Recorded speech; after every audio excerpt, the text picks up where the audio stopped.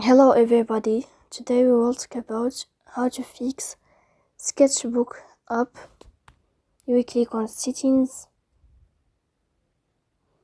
In this page you will click on apps, default apps, app settings. On above you can search about Sketchbook and you will enter. Then this page of app info you can click on first stop and you can click OK. Here you will enter to storage.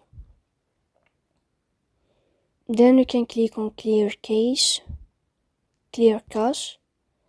and in the end you can turn off your Wi-Fi and you can turn on your Wi-Fi again. So please don't forget to support us by like and subscribe. See you next time in another video.